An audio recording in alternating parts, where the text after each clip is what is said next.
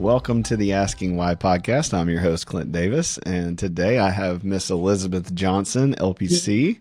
Glad to have you, Elizabeth. Thank you, Clint. It's nice to connect finally. I know we've been going back and forth with our social media friendship and collaborating, so it's nice to finally get together like this. Absolutely. I think it's so cool. I know you've shared and liked some of our stuff, and then I've liked the same thing with you, and just both being in Louisiana and just making Sure. those connections. As toxic as Instagram and social media can Yeah, be, it also can make some good connections. So, for sure, for sure. That's funny you say that. That's what I was telling my husband. I was like, I'm eager to talk to Clint because I feel like I'm a Clint apologist. Like almost everything that y'all's account shares is so it's either personally relatable or I'm like, this is a nugget I want like friends or family to see, or I'll yeah, save it, send it to clients, whatever it is. So it's nice whenever you find kind of that common ground. But yeah, especially on social media, like you said, I mean, oh my goodness, the abundance of negativity out there. It's nice to be able to connect and collaborate, like you said. And of course, yeah, we got our Louisiana roots. We can do this together. that's right. Yeah, I mean, I think the thing about social media for me that I do all of our posting, so I just wake up every Uh-huh. morning and do it. I wanted to pawn it off for a couple of years, but I just can't do it I because I know. enjoy it. I enjoy it so much, and also there's just a particular way in which I'm very big about nuance and caveats and like Yes, making sure that things aren't not the black and white kind of clickbaity stuff just doesn't get done. exactly. So I'm going to keep it and keep doing it. So I'm glad you like it. It's really wild, in the world of social media because I mean, when I scroll through social media, there's nothing positive that comes up. So it's Sure. like, if we can just keep interjecting something positive in there, it's worth doing.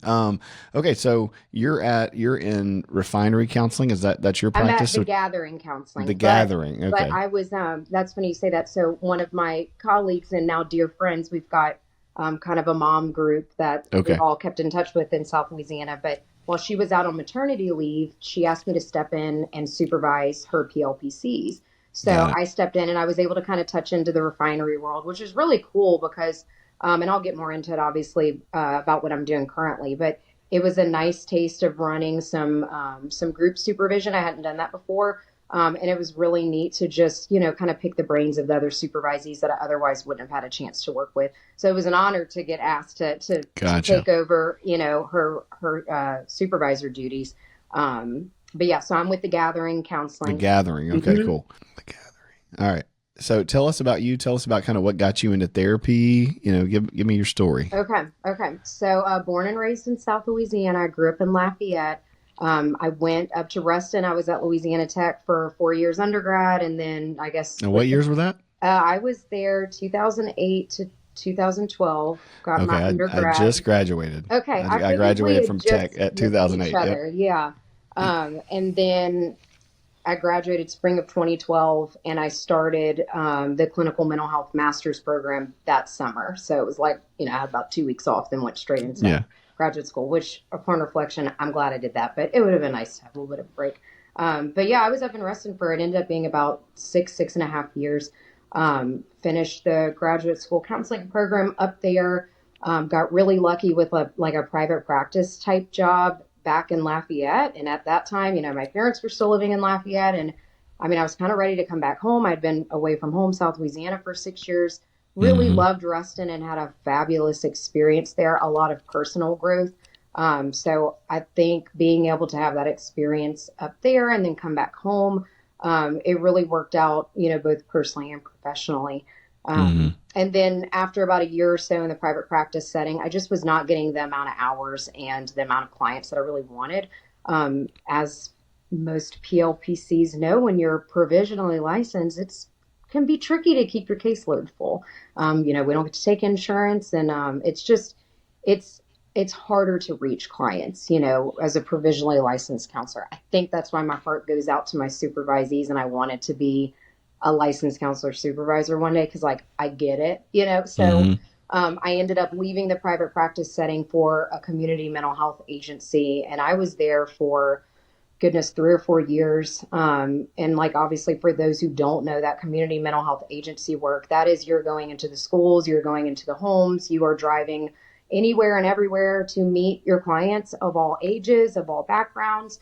So that was although it was a increasingly out of my comfort zone, really difficult job at times, just because of the nature of what our clients were experiencing, grief, Hmm. trauma. I mean, we're working with at-risk communities. It was a lot and it was really heavy, but I learned so much from that experience. And I really feel like that was kind of more of my refining moment as a counselor. I mean, it opened my eyes to just everything that can fall under that umbrella of mental health. And it also gave me a good bit of hours so that I could be licensed sooner. So it was a marriage of I really want to be fully licensed. I also know I need some skin in the game and I Hmm. need to really get some experience that I otherwise maybe didn't get in internships, while I was in graduate school. So while very difficult, very fulfilling. Got my license as a counselor in 2017. I think back, I think I've been a counselor for 10 years now. It's flown by and been slow all at the same time. I'm sure you can relate to that. Yeah, Um, absolutely. but at the time, still living in Lafayette, and I met my now husband in New Orleans, and I started looking as an LPC. I said, okay, I think I can start looking for other jobs now, and where are some other opportunities? So with his help, I found this place called The Gathering in Araby, Louisiana, what's Araby? I'd never heard of that. I kind of knew what Chalmette was, but I hadn't heard of Araby. And Shalmation Nation. Yeah. right, right. So I look it up and I'm like, okay, St. Bernard Parish, neighboring to New Orleans. My boyfriend is over there at the time. I'm ready to try something new and kind of just, spread my wings as an LPC. And I really liked what the gathering was all about. I went out there for an interview. They're a nonprofit, they have a counseling department, they have worship services. They had a daycare on site. They had a coffee house. They did event management, baby showers, weddings, birthday parties. And it was just this cool standalone building in the middle of a community that, once I learned more, was completely wiped out during Hurricane Katrina. And Mm. of course, as we know, St. Bernard Parish didn't get a whole lot of attention as New Orleans did. So coming into this community that was even still rebuilding 10, 15 years later, to know that the gathering kind of rose from the ashes, and Mm. the owners of the gathering essentially said, we need to put in place in our backyard exactly what this community needs. This community needs childcare. This community needs a place to congregate, whether it's worship services or meetings or seminars. This community needs therapy. There's been a lot of hurt, a lot of grief, a lot of trauma. And from there, the gathering has become just a staple of the St. Bernard community. So for me, this little Lafayette, South Louisiana girl, I learned all this about St. Bernard Parish. And when I was just interviewing with them, I heard everything that they like, what their ethos was and what their values were. And it was like, okay, this is it. Like this is kind of the dream job. Hmm. So I've been there ever since. I ended up being promoted as the director of our counseling department. I'll supervise like counselor interns who are in their internship experience in their graduate school programs. We have an outreach program that's in the juvenile detention facility in St. Mm. Bernard Parish. So we're able to put some of our counselor interns not only in our office to do therapy, they can go do community outreach and they can do outpatient therapy with some of the juvenile detainees. We can run individual, we can do group therapy in there. We try to give our interns a very fruitful experience so that when they spread their wings and graduate, they feel like they actually have some of that experience and refinement under their belt. But it's just been a pleasure to work with the gathering. We ended up we moved out of New Orleans about 3 years ago. My husband took a job in Baton Rouge, and it was very bittersweet because it was hard for me to say goodbye to Araby in the gathering. It felt kind of like my baby at Hmm. that point. We had grown our team to a good bit of counselor interns, provisionally licensed counselors, other licensed counselors, and it was hard to say goodbye. So I kind of did an exit, like I don't think I can be director from afar, but I'd still like to work with you guys, and they agreed to that. And then about 6 months in, they were like, I think you can be director from afar. Are you cool with giving this a go? So all that to say, I'm on my I think fifth year being director, but my third year being director from afar. So it's, Mm. mostly admin stuff, but I still get to supervise. I still get to have good relationships and collaborate with our staff. And that's where I've been ever since. Wow. I've been completely virtual since the pandemic. So when we moved to Baton Rouge, my particular set of clients I was working with, I said, look, we're relocating to Baton Rouge. I know we're used to virtual therapy. Are you okay with that? I will no longer be in the office. And thankfully, every single one of them said, they pretty much said, we don't care where you're logging in from. Yeah, Can I yeah. just keep doing therapy? And I said, yeah, of course. So I've lately over the last couple of years been taking some more local clients, Baton Rouge, a lot of LSU students, but I still have a lot of my tried and true St. Bernard original clients. We've worked through a lot of stuff. Some of us have kind of moved into some maintenance therapy. We meet less. So I'm a little bit over there, a little bit over here in Baton Rouge, but I get to do it all from home, my home office, hang out with my dogs. So I'm kind of living the life as far as like the professional stuff. Like I really like it and I love what I do and I love where I ended up too right now. That's awesome. Tell me about you did what was the program you worked when you did like inpatient or in home and all that stuff? Yeah, so I was with a company called Resource Management Services and Were they you were doing out of like Lafayette. FFT or MST or what? Yeah, so we did the oh gosh, now I'm not going to remember the acronym. CPSD, Community Psychiatric Yeah, yeah. Support Treatment. So there were a few of us that were provisionally licensed counselors. So like a little bit of our caseloads would look differently than doing some of the like psychoeducational type stuff. What I actually got the pleasure of doing is we had an agreement with some of the different school systems. We were in a lot of different districts, but they allowed our company to come in and provide counseling services, psychoeducational stuff, and support to the kids in the school, which was Hmm. fabulous because a lot of our barriers were not being able to get out to a rural area to see a child. I had some adult clients and I was able to meet with them in the home, or if they had transportation, they could come into the school. But we were wherever the client was, that's where we were meeting them. Like Yeah. there were many like Dairy Queen parking lot therapy sessions with a kid who just got 100%. off the school bus because that was the only place we could see each other. So it's like I told somebody I've done counseling in closets at schools, wherever they're going to give you a space. It's been nice to see the evolution away from some of that, Yeah, right? well, it's funny. Our stories are very similar. I mean, I worked for the Methodist Children's Home for about Uh huh. 5 years, and we did MST, multi-systemic Sure. therapy. Yeah. And so all my clients were at home, Mm-hmm. and in court system and juvenile court and Yep. detention and going to their school, going to the, it's like you have 3 to 5 families, but you're seeing them 3 to 5 times a week. Absolutely. Absolutely. And yeah, it was intense. I mean, luckily, I mean, I think the interesting part being a male is, I look back now and I laugh at like the places I went and the houses I did, in the Yes. apartment complexes I went and did therapy. And I mean, I just gotten out of the military. So I never thought like, oh, this is dangerous. But there are Sure. multiple times where cops would come up and go, why are you here? And I'm like, Yes. oh, I'm doing therapy with this family. And they're like, Yeah. that like this is a super high crime area. And Mm-hmm. I'm like, yeah, that's fine.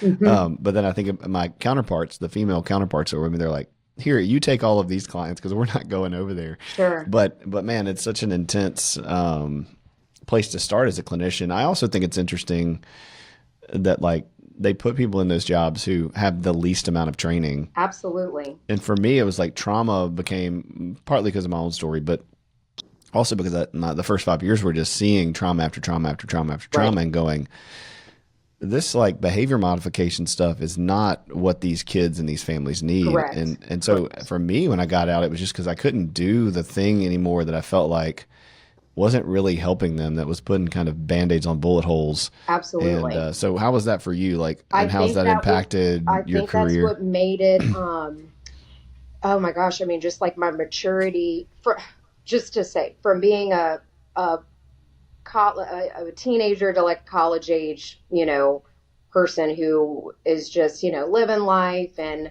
having my own personal experiences, learning from mistakes, being impulsive, doing all those things. And then like just kind of some character development that I think occurred for me anyway in like my master's program. So it's like, I just kind of got spit out from really like figuring out who I was and what are my values I want to live by and what are the values that like I've grown up with in my family and those expectations. So for me, it was kind of this weird meshing of like a lot of growing up that needed to happen personally and that happening at the same time as seeing different versions of that with clients that I was then working with. So it was like this weird balance of I get it. Like I really do. I get it, or I get it in my own version of my world.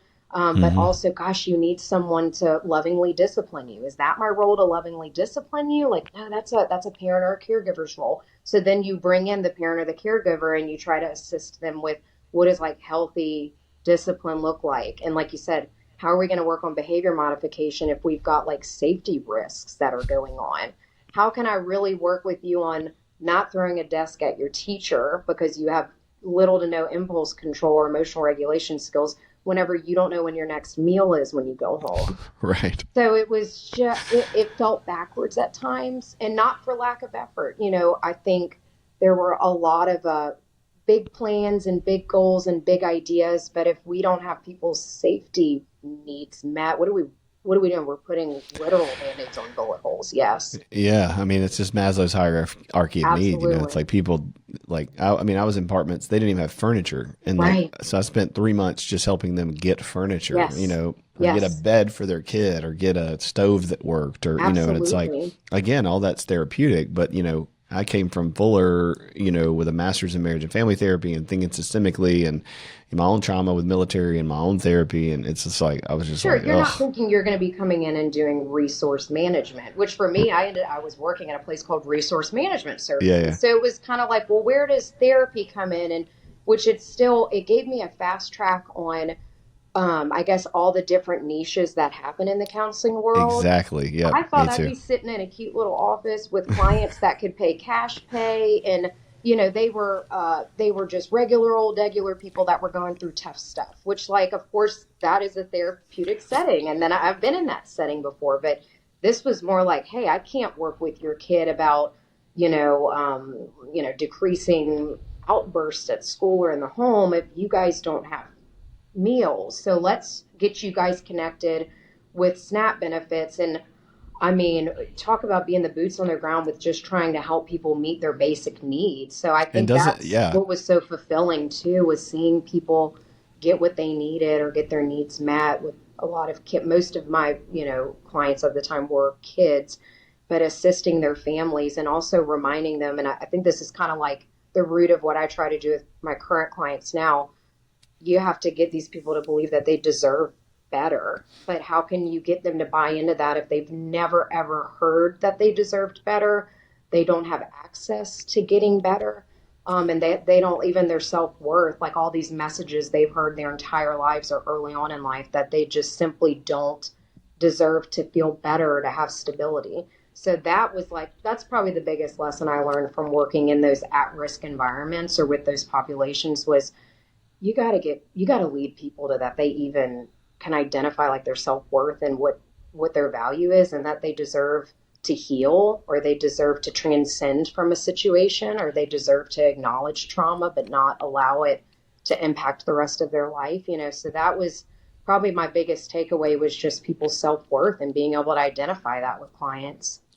that's so good. I mean, I think, just thinking of it actually right now, that is what trauma is. Trauma is the wound to the identity. Yes, there's, neurological and Sure. psychological issues with it. There's physical aspects to it and chemistry and all that. But the reality is they don't feel loved. They don't feel valued. They don't feel safe.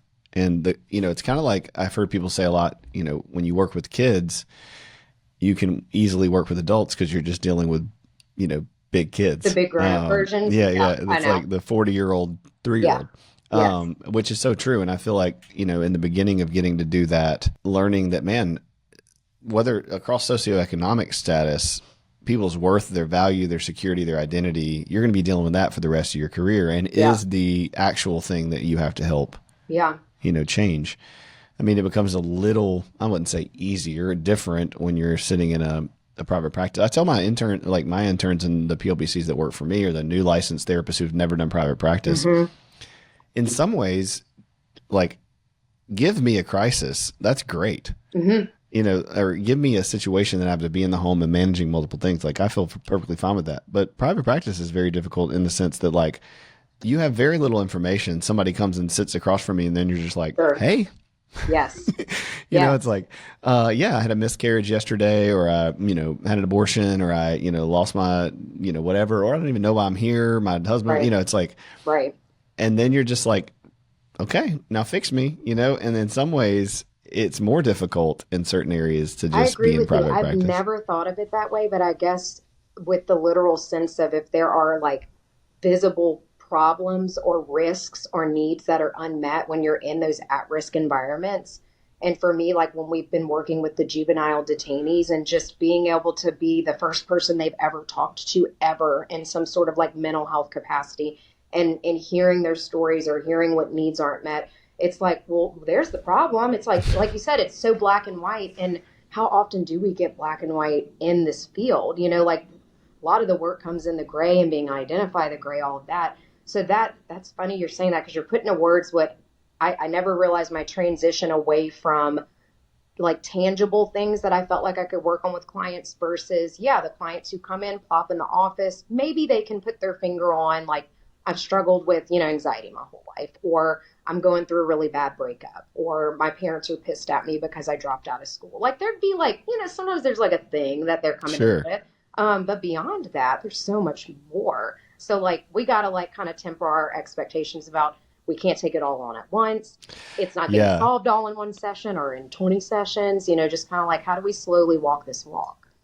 One of the things that happens to me sometimes is I'll be sitting with a client. I tell my new therapist this a lot too.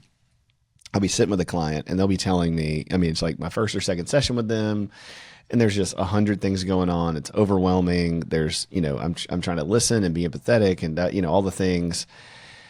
And I find myself thinking, man, you really need professional help. Like, have you ever thought that, like with a client? Like, I mean, I'm halfway through and I'm like, oh yeah, that's my Oh, job. yeah, Like that's what I'm doing. Yeah, I'm the yeah, therapist that I think you need to go to. You're yeah. sitting Yes, here telling me these things and I'm thinking you really need therapy. yes. Um, but it helps me to go now after I've done that, I don't feel bad anymore, but it Mm-hmm, helps me to realize, okay, this is a client who has a lot going on mm-hmm. and I'm feeling really quickly responsible to fix all of Yes, it or to yes, have an answer or to give them some hope. And so usually that'll help me kind of decelerate myself and go, okay, what's of one thing that I course. can give them that's concrete? But I just always laugh when I think that, like, and it's pretty often, like Sure. within clients where I'm like, yeah, you really Well, I need think part of it is therapy. like, I've had clients before and I work with like at this point just an idea of like who I'm working with. I work with a lot of like upper teens, so like they're juniors or seniors in high school, a lot of college age or like working age, like kind of in that 20 something world figuring it out. And then I work with I call them my stressed out mamas. I got a chunk of those. Hmm. And then a few outliers in there, but oftentimes when I've got, these young adults that are whether they're coming in and it's word vomit their first session, like I'm like, crack it open and just spill it out. It is safe here. Let's hear it. Or if it's a little bit more like that pulling teeth experience, whatever it Hmm. may be. Um, I try to remind myself what was most helpful for me when I was first going to therapy whenever I was younger was a balance of feeling like the clinician, the counselor at the time was relatable in a sense where they felt safe and like they'd probably heard it before or lived it before and they've had some sort of experience, but also knowing that like I have to take responsibility and ownership over what I bring in here and it's not my counselor's job to fix me. And that was Hmm. something That's so good. thankfully early on with a really good counselor at the time whenever I was in high school. She did a great job of educating me about like what our roles were in therapy. Oh my God. I mean, you're like 15, 16 years old. You feel like you just can't do anything right. And you're trying to live up to all these expectations. So for me to have like a safe person and landing spot to talk about all the things, but it was like, but you got to take ownership and we're going to get some work done, but I can't work harder than you. I don't Oh give yeah. advice, so it's like, just kind of seeing all these different experiences both personally and professionally and try to how to weave that into who am I like as far as what's my professional identity versus my personal identity and all that to say I think if you're a really good clinician you essentially kind of show up the same in your sessions as you do outside of the work, like and it's Dude, that's such a great point. I mean, sometimes you got to temper some things but I yeah. think you authentically show up as Clint. So of course, when you're hearing and being an active listener and having that like kind of wave of empathy, you're like, golly, this person's going through a lot. They really need some help. It's like kind of like that's the non-clinician Clint talking, and then you're Yeah. like, oh wait, I am the professional sitting here. I'm the one that's going to work with them. Absolutely. So speaking of that Mm-hmm. population, what are some of the things that I mean, self-care we talked about, like, and you work with a lot of professionals. How are you helping professionals and teens or young adults manage what we're seeing that's so different as a clinician these days? I feel like the Sure. world is like, I mean, even since I've been a clinician now, I mean, what, I don't even know, 14 years or something. And it's like, man, what I was working with early on and now is just, people are just different. So what are you Absolutely. seeing? There are the issues of today that you're dealing with, and then what are you primarily like kind of helping them focus on? Yeah. Well, one of the things that I love to say is that everybody can benefit from therapy. Thankfully, gone are the days of, I hope gone are the days of the stigma, or it's much less of a stigma. Yeah, Um, less of one for sure. exactly. We can all benefit from growth, right? So it's like I think one of the main probably like analogies that I work through with clients of all ages, the airplane mask Hmm. analogy. Put your own airplane mask on. In the event of cabin pressure changes, you've got to take care of you first before you put on somebody else's mask, which is like the antithesis of what you would think as a parent, right? So like as I became a parent, no, no, no, my whole life and everything goes to my child. But if I lose consciousness and I'm not taking care of myself, I really can't meet her needs. Hmm. So I use the airplane mask mentality a lot, of course, with like my parent clients. But even the young adults, it's like, look, you can be everything for everyone. But if you are not dedicated to not only like showing yourself love, showing yourself grace, like we don't learn or grow without mistakes. So it's like embracing kind of like your personal refinement, but like please take care of yourself along the way. And I just think a lot of, I'm gonna call them kids, but a lot of teens and young adults that like come into therapy, they don't they don't know what like self-care is. They don't, Hmm. or if they are doing some form of self-care, they're not even really getting like the oomph with it because they don't realize or recognize that it's helping them. And that self-care is ultimately one of the most selfless things you can do. I take care of me and I love me and I refine myself and I meet my needs, then I can be better for the people around me, and I can be Hmm. available for you. But if I put your needs before mine, I'm not loving myself. And like we were talking about earlier, that comes down to with pretty much every single one of my clients and everything that they're facing kind of in this day and age, it comes down to self worth. Like, what is my worth? Am I worth taking care of? But really, it's like, am I worth taking care of myself? I mean, these are like concepts that these young adults have just never even heard or never thought of, and Hmm. self care isn't pampering, obviously. Like sometimes it is going to get your nails done, but beyond that, just like figuring out with each client, there's not one size fits all. What's your self care? What works for you? That's right. It's a gift to yourself because you can love yourself through taking care of yourself. And in turn, you get to reap the benefits of like the ripple effects that you see in your life when you take good care of yourself. But that It's good. concept's tough with them because they've never heard it before. Yeah. Have you heard of like selfhood? Have you heard of Yes. Hmm. yeah, yeah. I like that concept. And I try to teach Christians that a lot when it comes to Christ is just that idea that like he did matter, Hmm. God loved him very much and was very pleased with him. And that's what allowed him to go to the cross and allowed Hmm. him to sacrifice and serve and these things. It wasn't, I don't matter at all, so I'm just going to do this because it doesn't matter. And I think so many people Right. think that's what self care is like, I've got to matter more than you, or you've got to matter more than me. And it's like, no, I matter. And so therefore I can take care of myself, which then makes me be able to take care of you or sacrificially love you or Absolutely. serve you. Yeah, that's really good. What about with professionals? Like, what do you think in the busy world of everybody trying to make a buck and be Hmm. successful and get their name out there? What are some ways that you're seeing, maybe things that you've helped them with that have been beneficial? Sure. So with a lot of my, like career oriented clients, like just practicing saying no, the art of saying no. It's good. Of course, boundaries has been thrown around, all over social media, which, double-edged sword. We like that some therapy speak is becoming more commonplace, but oh my Oh man, goodness, it can be pop weaponized. psychology. Right. Properly educating clients on what does it actually mean to set a boundary. What does that look like as a 13-year-old? What does that look like as a 33-year-old? And I think with my professionals, they struggle with people have access to us 24/7 because of our phones, and like, Hmm. do we really get to like clock out of work, physically clock out of work or shut the office door and leave it there and come back to it the next day? So what I think like has kind of been lost in this, while beautiful but also really ugly world of like remote opportunities to work and flexible work schedules, is that people feel like they have to constantly be on as well. Hmm. And it's career dependent. This is just a very like, can be just niche situations. But oftentimes my clients who are, in some sort of career oriented, field, we're talking about how on earth do we balance taking care of you, showing up authentically and, giving your best at work. But you got to take care of you first in order to be able to give effectively and work hard and find meaning and value in your workplace. And then on top of that, their relationships in their life, whether they're married or in long-term partnership, they have kids. So it's like finding that balance really all starts with boundaries, in my opinion. So like you gotta start getting comfortable saying no. And just Hmm. because you can doesn't mean we have to. And like we're in a world where I can call somebody up, text somebody, or have instant access to them, but we have to make ourselves oftentimes like to protect our peace. I may have to be less accessible with peers, Hmm. work related people. I have to protect my peace, and part of that is being less either emotionally accessible.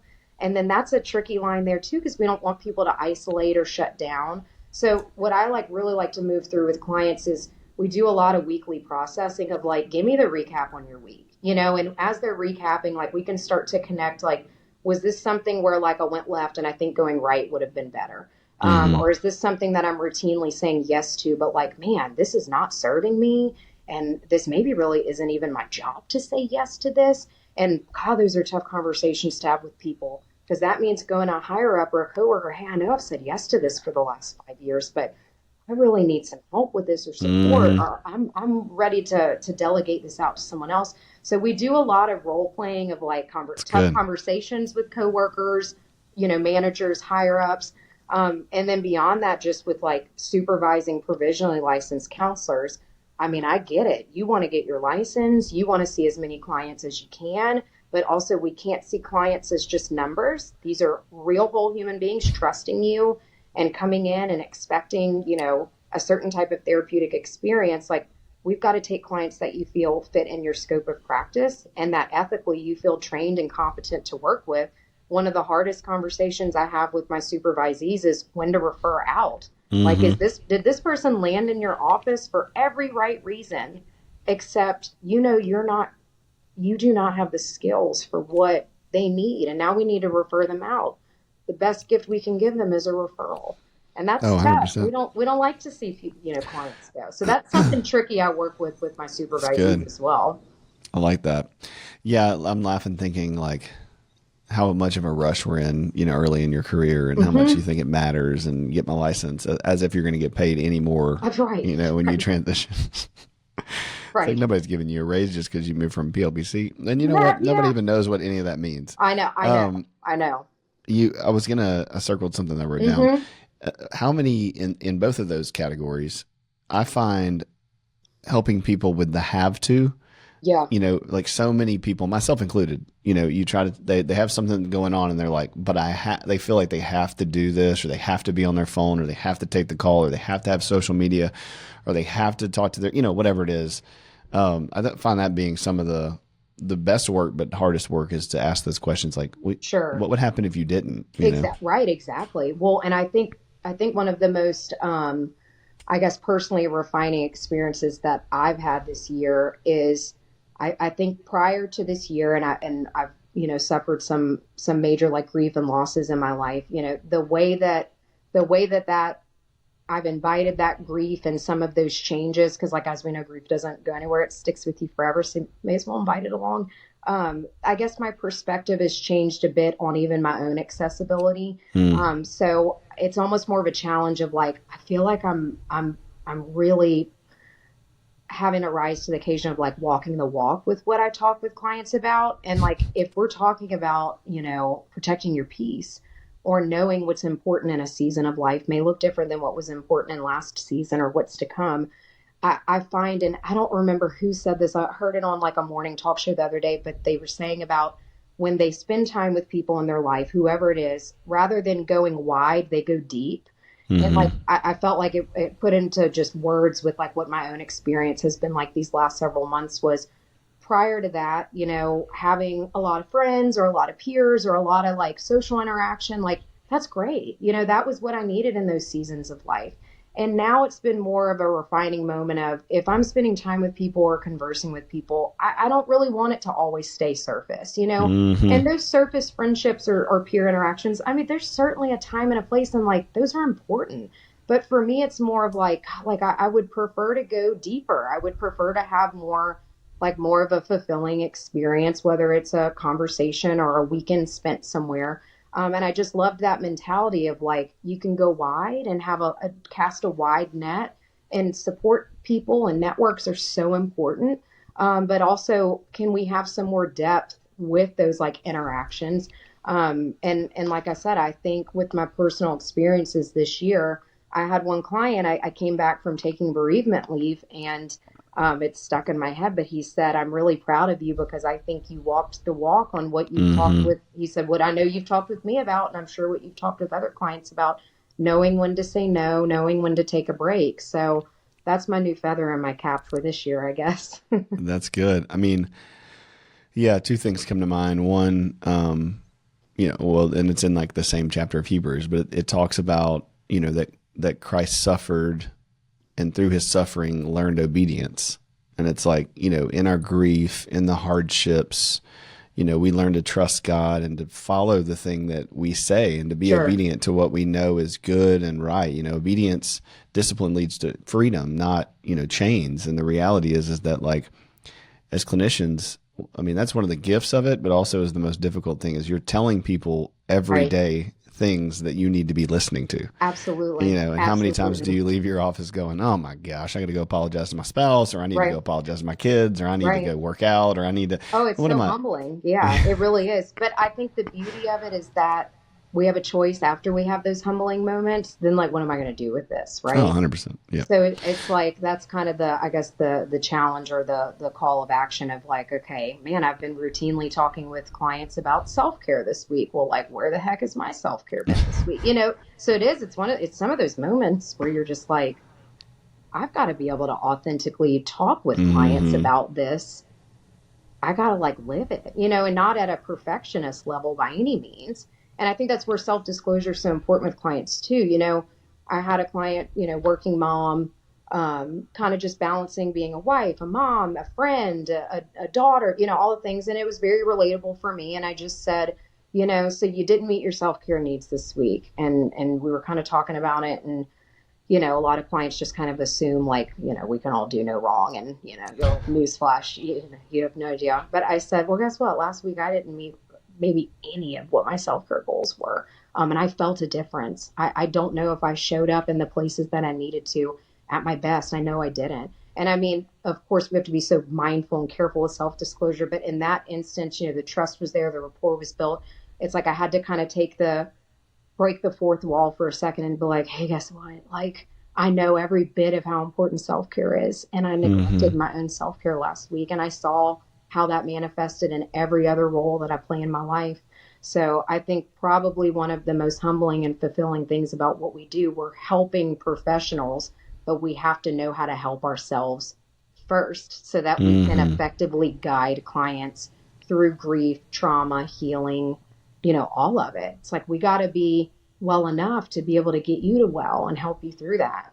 Yeah. Tell me, what do you feel like in this grieving season has been maybe one or two of the things that's been the most helpful for you, or and maybe something that you didn't know, like even as a clinician, that kind of you knew intellectually, but maybe smacked you in the face having to Sure. do it. Yeah. I think there's been a lot of I understood concepts, but now that I'm actually living them out. So, just briefly, my dad passed back in January. He was Hmm. diagnosed early onset Alzheimer's a couple years ago. Was otherwise functioning, pretty well. And I was very close with my dad. And he just had a very sharp and quick decline. And I mean, just watching family members watching anybody struggle with any of these terminal progressive illnesses, or it's terrible. But for me, held my dad in high regard. He was a really hard worker. He had a big heart. He had a great sense of humor. So like so much of what he was, is still in me. And it's like I knew, gosh, I knew how important, parent-child relationships were. And I also did not see him as perfect. He was an imperfect person, and he was very honest and open about that. So I think for me, it was like losing someone that like physically I cannot have that relationship with anymore. But how do I like transcend like this physical being? Like he's not here on earth. I can't pick him up and call him. We can't talk through some of these things or visit anymore. But that like just that true belief of like knowing in my heart how many clients I've told, whether they're faith based or what their belief systems are, where their, family members' souls are, or just like what their concepts are of death and dying and grief, like really knowing that like wow, like I can't even explain this, but I know he's still with me and I Hmm. still, have reminders of him. And how can I kind of live out these different, ideals and different values that he ingrained in me? And then shortly after my dad passed, we actually lost my father-in-law. He had been Mm. diagnosed with Parkinson's, passed away with Jeez. complications from Parkinson's. So with my husband and I, like we've said this year, we've gotten a lot of the pity looks from people, which like, of course, like people care about us and they know we've gone through really like intense grief this year. But one of the things that we've said is like, you know, we don't want these major losses. I mean, both of our dads were just larger than life leaders of our family, everything you could ever want to be as fathers, too. So, for my Which is husband and I, extremely rare for both of you to have that. absolutely. So, for us to both have really healthy attachment and relationships with our dads, um, and have so much that we like really want to carry into, our parenthood and adulthood, kind of living out those ideals. We also both just kind of made a point to be like, we like grief is not going anywhere. And, of course, the therapist in me is like, we can't run from it. We cannot avoid it. It is going to bubble up whenever we least expect it. So like, let's just take it by the horn. Let's do this. There's no right way, but there's kind of some wrong ways, like, so I'm like, why don't we like, I understand how this works, but still just going through grief and the grieving process and embracing it, and also knowing that like I can observe those feelings on my own, I can observe those or talk through them with friends or my own therapist or with my spouse, and that like the ultimate goal is not endless suffering, that it's like this is so painful and there is a hole in my soul forever, like that is there Hmm. forever, but rather than seeing it, as this like never going to be filled again void, it's like that's that space where that love was. And there's been this very odd mix of gratitude and feeling blessed and lucky for what my husband and I had and our dads, and still being sad. And I've used that a lot of like you can be lucky and sad at the same time. And we've just made it like it's like our hellbent mission. We're like we're just not gonna, we're not losing who we are, though we are Hmm. changed forever with these significant losses, but we're not going to lose our joy and our zest for life. So being able to navigate through that with a spouse who's literally walking through it and their family is at the same time as myself and my family. I mean, I would never have wanted us to have to do this together, but then it's just like, okay, these are some God moments of y'all are walking through this together. Yeah. Let's do this collaboratively and supportively. Yeah, man. Well, I'm so sorry for your losses, Thank you. and I know how hard that is. I can't imagine, going through that together. But I do see, the benefit if you're healthy, and Sure. that is ultimately there. One of the things I learned, we had a brother-in-law, my sister's husband. I think it's been like 12 years now. I'd have to do the math, but he was 26 and he died of brain cancer. Oh, wow. And, I was a therapist at the time, helping the family. She had two little girls who were under 2.5. I mean, it was really tragic and sad. But one of the things that I learned that hopefully would be helpful to you is, I knew that he was, y'all's was very quickly and a big surprise. Sure. I knew he was going to pass. And I had months to prepare and pray and tell him things and write him letters and hug him. And, I did all the things that my little therapist brain and Christian Right. brain could do. And at the end, it still felt like not enough. Absolutely. That And anticipatory grief sometimes can be like, I mean, it feels like agonizing, right? oh, And yeah. then still it's so painful, so fresh too. Yeah. And my encouragement is it's not enough because it's not over. Sure.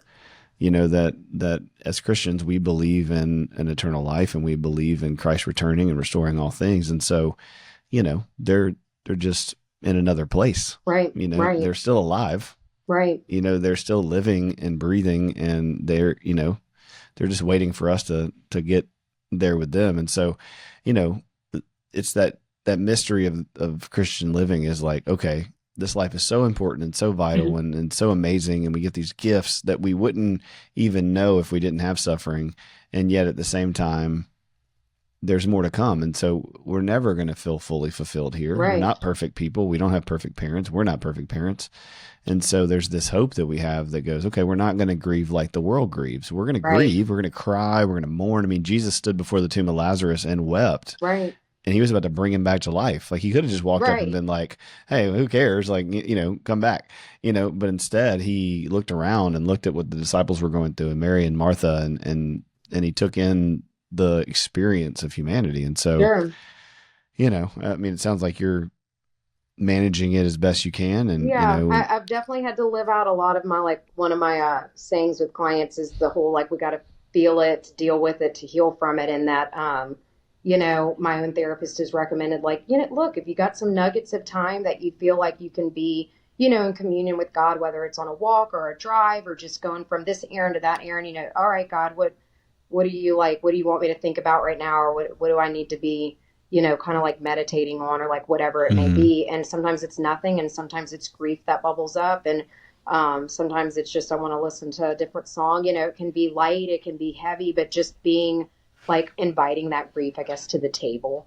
that's And good. knowing that, like, I don't get on the other side of healing unless I feel my way through it, and really being able to integrate that personal experience with like helping clients with that.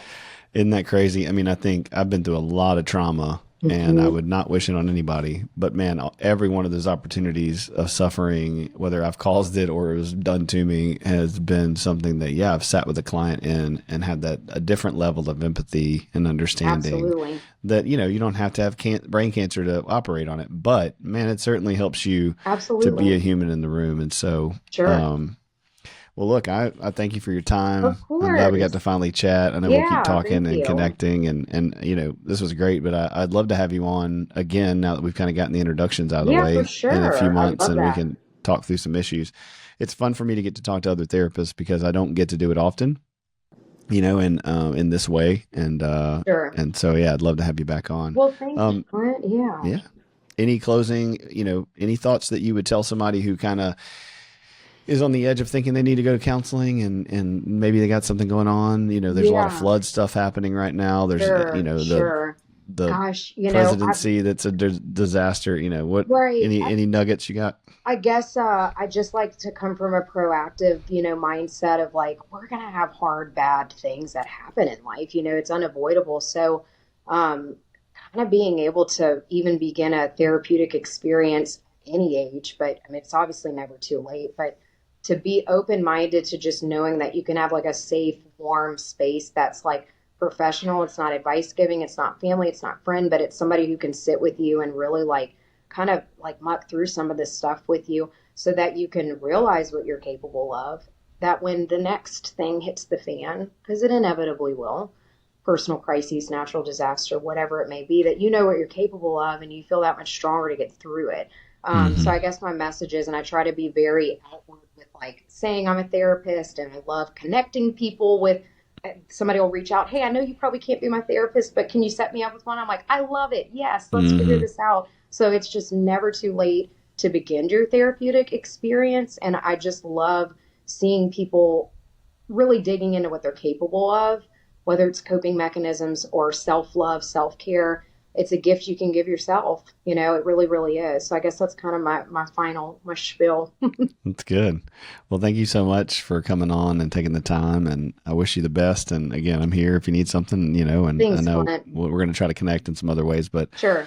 thank y'all for listening. And if you're around her area, Mm-hmm. Lafayette or in Baton Rouge, look Yep. them up. Yep. What's your ats? You have any ats for people for your business? Yeah, I can send you. I don't have a professional page. I just post most of my counseling stuff just straight up for my personal accounts, but I can Yeah, yeah. send those over to you for All sure. right, we'll put them in the notes. Yeah, Cool. thank you, Clint. I appreciate your time. It was fun talking with you. Yeah, same here. All right, thanks, guys. God bless you, and have a good week.